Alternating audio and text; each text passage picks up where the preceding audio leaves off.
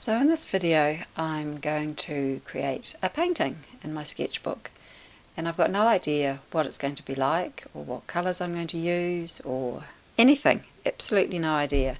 But I'm just going to start how I start all my paintings, and that's by creating an interesting surface. So I just start with mixing up some colours that I have on my palette and just layering and putting them on with a colour shaper. And now I've picked up a coloured pencil and I'm just drawing and scribbling, and my inner 4-year-old is leading the play here. Putting in some words, some letters. All of this will get covered up, and probably in the end there'll just be a few little lines showing.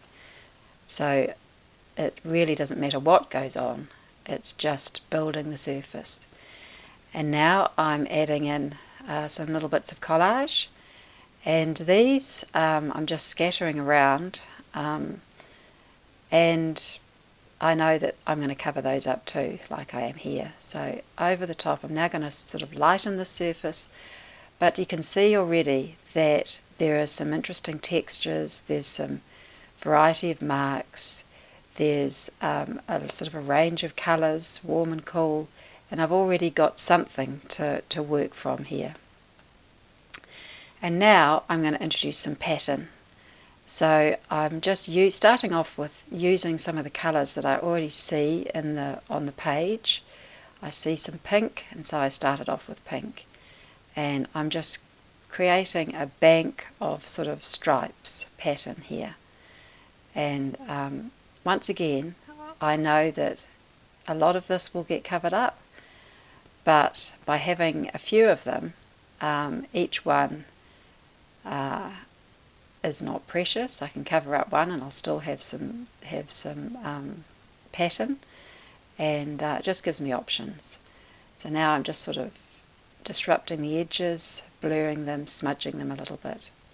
Okay, now I'm going to add some shape, coming in with sort of a desaturated, warm, nice ochre colour, earthy sort of colour. And I'm using some stencils here just to get some edges, really, some interesting edges. And I'm also sort of thinking about the quality of the paint I'm putting on. I'm putting it on quite thickly so that it's quite opaque, and so this sort of blocks out areas. And now I'm introducing red, and I'm sort of now working from the colours that I have in those stripes. So I'm using those colours and putting the paint on thickly with those blocks of red, and then quite thinly with mixing the paint with water, and then moving that so it's really like a glaze at that point over that area of the painting. Okay, dark colour now. This is a dark grey, and I'm setting myself up here. I'm trying to get some strong darks, and I just need to have them sort of arranged or placed in the composition to sort of lead the eye.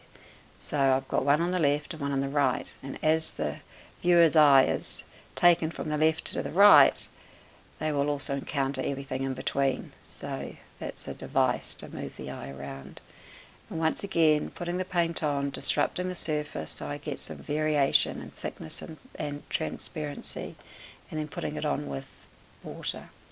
Now this is ink, and so I've put a few droplets on and I'm spreading that around using the water that was sort of sitting on the page.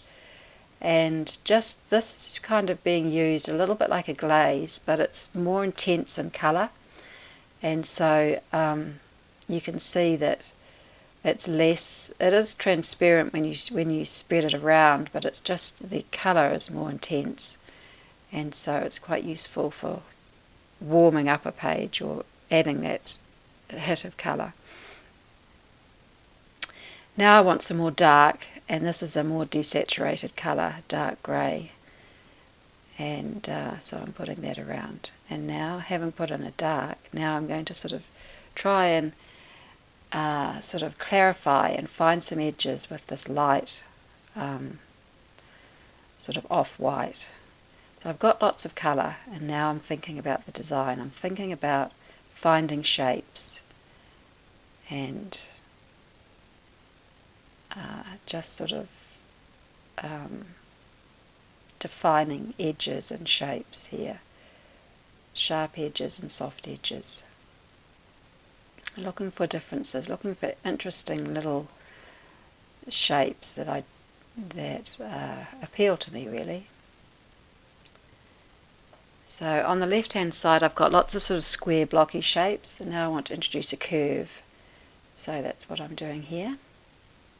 And I'm sort of thinking about vessels, really, when I'm doing this. I've got some lovely vases and vessels that I have a sort of a small collection of, excuse me, and I'm just thinking of their shape and using that as a starting point here.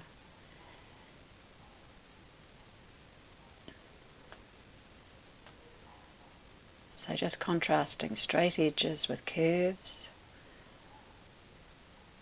large with small, line with shape, thick paint with thin paint. I'm looking for shapes and defining edges with this white paint. And now I'm going to add some line, this time with a pencil, and this is quite a loose line here. So I'm coming in with now I'm thinking about colour. So I'm bringing in a block of quite strong yellow to sort of sit next to that strong dark, and then here comes a curve which is quite different from anything else I've got there.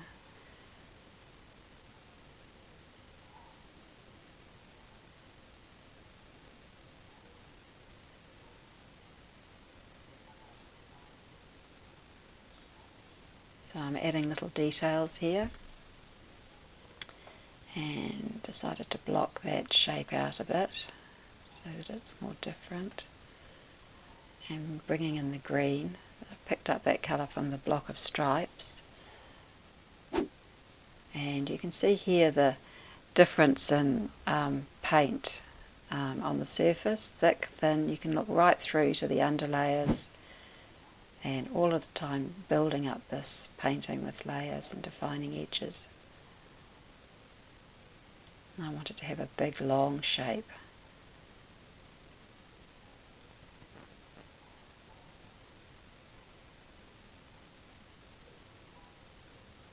Carrying over the dark that I've got at the top there.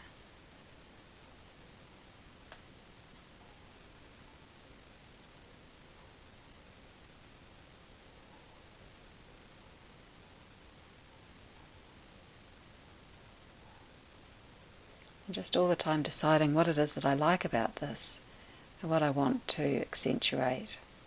So it has a strong dark bit at the top, and I need to have something strong and dark at the bottom just to balance it. So I've put that dark paint on, but I don't want it to be exactly the same as the top, so I have to make it a bit different, and that's how I do it there, by bringing in that red.